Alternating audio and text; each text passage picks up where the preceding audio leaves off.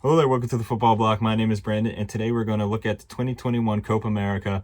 We're going to look at Matchday 4 and 5, as well as look at how the group stage ended up and compare it to how my match predictions went and see how it goes. If that sounds interesting, let's hop right into it. One step beyond.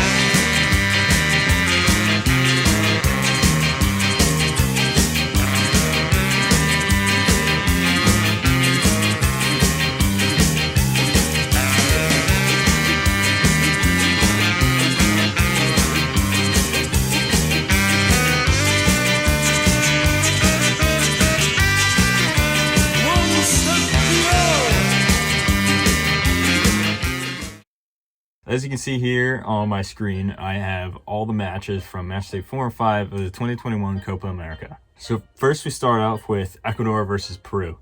Now this match was a very exciting match. Ecuador came out swinging in the first half and got a 2-0 lead over Peru, and they looked like they were in cruise control, that they were going to win the game, and that their attack finally clicked. That great attack that we saw in the World Cup qualifiers that was just crushing teams. It finally looked like we were witnessing it here in the Copa America. But in the second half, Peru, the team that just never backs down, they got one goal, and then a few minutes later they got their second goal and they tied the match. And then we're back at square one for Ecuador. Now Peru are the ultimate tournament team. It doesn't matter how weak their squad looks on paper, they're just such a strong team collective, and they had the experience. The coach, Gareca, is a great coach. He knows how his team works. He knows how the Copa America works. So yeah, this game was a very interesting game. Both teams had chances to win it at the end, but ultimately it stayed 2-2. On to the next game, we have Brazil versus Colombia. Now this was a very interesting game, and I plan to do a more in-depth analysis video for this game in particular, because for the first time in this tournament, Brazil looked a little flustered. Colombia took the lead. Luis Diaz scored goal of the tournament so far. Insane goal. He scored almost a two-footed bicycle kick where he jumped off the ground with both his feet and scored an amazing goal. But yeah, he scored in the I believe in the 10th minute, and then from there Brazil were trailing, and it messed up Brazil's entire game plan. To summarize it, Brazil's game plan is they usually grind down the opposition team. They usually take an early lead, and then for lack of a better term, they tease the other team. The other team thinks that they're growing in momentum, and then what they end up doing is tiring themselves out, and then Brazil goes in for the kill and usually scores upwards of 2 or 3 goals in the second half. That's what they've done through this tournament so far, and that's what they've done throughout 2019 Copa America, 2018 World Cup, every game under Chiche. That's how they play. But this game went against the grain, whereas Colombia took the lead instead of Brazil taking the lead, and Brazil had to come from behind, which is something they rarely ever have to do. And they looked a little flustered. Eventually they came back and they won very controversially. Firmino scored a header, and Casemiro scored a header off a corner in the 100th minute, very controversially. A very interesting game, probably the most interesting game of the Copa America so far. And yeah, Colombia, who have been disappointing so far, played very well. Even though they didn't come away with a win or a draw, they played very well. And Brazil, this is the first opposition they came up against that was that played strong, or that had a good game against them. This was the first team that didn't look scared to play Brazil. So very interesting game overall. Next we have Bolivia versus Uruguay. Not much to say about this game. Bolivia, with this loss, was officially officially eliminated from the 2021 Copa America, and scores 2-0, but Uruguay really could have won this by 4, 5, 6-0. They had so many chances, and actually that's the one takeaway from this match, is that Uruguay, who have been struggling to score goals, finally broke the duck. They finally scored a goal at the Copa America, but they created so many chances and they should have scored more. But either way, 2-0 win, good win. Uruguay progresses on with more points, and Bolivia, unfortunately, have been eliminated. Even though they played well in their previous 2 matches, they didn't play too well in this match. Now on to the next match, Chile versus Paraguay. Another very, very interesting match, in the sense that Chile came in as the favorites, obviously champions of 2015, 2016 Copa America. Paraguay are always a decent team, but are not one of the top big dogs in South America. But Paraguay, in to credit to them, they were by far the better team. Like, there's no other way to put it. They were simply just far better than Chile. Every area of the pitch, they were better, and they came out with a 2-0 win, very deserved victory. Chile just did not show up today, and I predicted that Paraguay would be a potential banana skin team. And I expected Argentina to slip up against Paraguay, but it was actually Chile who did. Paraguay, even though they lost to Argentina, are actually put themselves in a very good position after beating Chile. Now, on to Matchday 5, we had Brazil versus Ecuador, and again, this match didn't really mean anything to Brazil. They heavily rotated their squad, 10 changes. They had already topped the group mathematically and obviously had gone through to the group stage, so they weren't really playing for anything other than dignity. And Ecuador, though, this game did mean a lot to them, as they had to avoid finishing 5th of the group and avoiding elimination. They had to get a result against Brazil and hope that the result in this game over here, the Venezuela versus Peru game, went in their favor, which it ultimately did.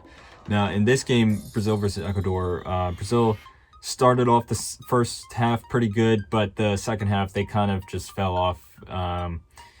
They didn't really, it looked very just disjointed, not very together, but I mean, what do you expect when you make 10 changes to your team? Ecuador, on the other hand, started the match not in the best way, conceding an early goal, but then they fought back, and there's, again, glimpses of that great team that we saw in the qualifiers. Glimpses, not a full form team where they're beating Colombia 6-1 or scoring 4 goals against Ecuador, but still, you see glimpses here and there. Hope maybe it'll come out in the knockout stages, but who knows. Anyway, they got the result they needed, the 1-1 versus Brazil, which was great for them in that they avoided relegation. Now on to the next match. Unfortunately, Venezuela had been eliminated with this. Peru did exactly what they needed. They grinded out a result. Andre Carrillo scored the only goal. A very scrappy goal, but a goal nonetheless. Venezuela just couldn't do it. Unfortunately, Venezuela came into this tournament missing 13 players because of COVID. Not the best circumstances to enter a Copa America, but they did well with everything in consideration. So it is unfortunate to see La Vinotinto eliminated, but someone's got to get eliminated, and unfortunately it was them. Onto this match, we have Uruguay versus Paraguay. This was very similar to Uruguay's match against Bolivia in the sense that Uruguay only won 1-0, but really could have been a lot more. Lots of players had great chances, didn't score a lot of them. Eventually, Cavani scored a penalty. Good defensive performance from Uruguay. Overall, there was a few mistakes here and there, but good defensive performance. Now, I feel like they just need to click. The attack needs to be much more clinical. Midfield needs to be supplying the balls a little more, be a little more effective in the final third. If they do that, then, I see them making the final. I predicted, prior to the tournament, I predicted them to make the final. So far, they've been slightly disappointing. Not bad. They've been a good team, but a little below expectations. But obviously, they still have time to resolve those issues. And from a Uruguayan point of view, hopefully they do that. Now, on to the final match of the group stage, we have Bolivia versus Argentina. Now, again, this match didn't really mean anything, as Bolivia had already been eliminated and Argentina had already guaranteed their spot in the knockout rounds. But Argentina, they really show what kind of team they can be when they're firing on all cylinders. It's a very attack-oriented team. They ended up beating Bolivia 4-1. Very good performance. 2 goals from Messi. Great assist from Aguero. A goal from Lautaro. Another goal from Papu Gomez. So great win for Argentina. And unfortunately, Bolivia end their Copa America on a low note. So on from there, we're going to look at the standings. So here are the standings for the Copa America 2021 Group A and Group B. Remember, both the invited teams had dropped out because this tournament had to be postponed a year because of COVID, obviously. So here's my prediction for Group B. I said that Brazil would top the group, Colombia finish in second, Ecuador in third, Venezuela in fourth, and Peru would finish last. Now, unfortunately, for me at least, I severely underrated Peru. Peru, as I said before, are the ultimate tournament team in that they know how to win. They know how to get far in this tournament.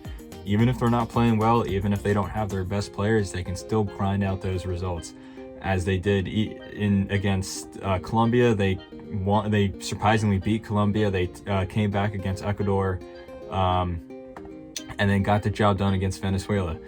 Even though they started off with a 4-0 loss to Brazil in the opening match, they still finished second in the group, surprisingly. Now, as for Colombia, I had them finishing second. They ended up finishing third. Colombia had been a little disappointing throughout the tournament. I really expected them to play very dynamic, expansive, attacking football, just considering the attacking talent they have, but they haven't really done any of that. Like, they're a decent team, but they've been great at times, like the game against Brazil, but then they've also been very poor at times, like the game against Peru. So they're kind of an inconsistent team. And then Ecuador, again, as I said before, I expected a little more of Ecuador, but still, they've got the job done. They've went through to the next round. And Venezuela, I did predict them to finish fourth, and they ended up finishing fifth. But there's a lot of unforeseen circumstances here with the COVID cases and all that. I predicted Brazil to top the group, but no surprise there. Probably the easiest prediction out of this whole thing, Brazil topping the group. Okay. But yeah, I would say that I did pretty poorly just because of the Peru result. I thought they would get eliminated, and they ended up finishing second in the group. So anyway, on to Group A. This is my Group A predictions. Now, I did a lot better with this one. We have Argentina topping the group, Uruguay finishing second, Paraguay in third, Chile in fourth, and Bolivia in fifth.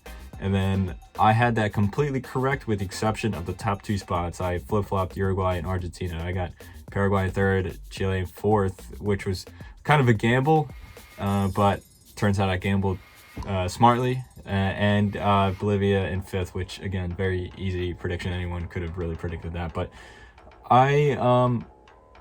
like I said before, a little disappointed in Uruguay. They're below expectations, even though they are one of the better teams at this Copa America. Argentina really surprised me. I did underrate Argentina a little bit, especially with how solid they've been. They've just been a good team collective. They've just been playing well together, even if they're not at the top, playing at the top level offensively. They're very good at the back, which is a surprise for Argentina. We haven't really seen a good Argentina team in defensive terms since like the 2014 World Cup, but they've been looking good. And Paraguay, as always, are a team that are there.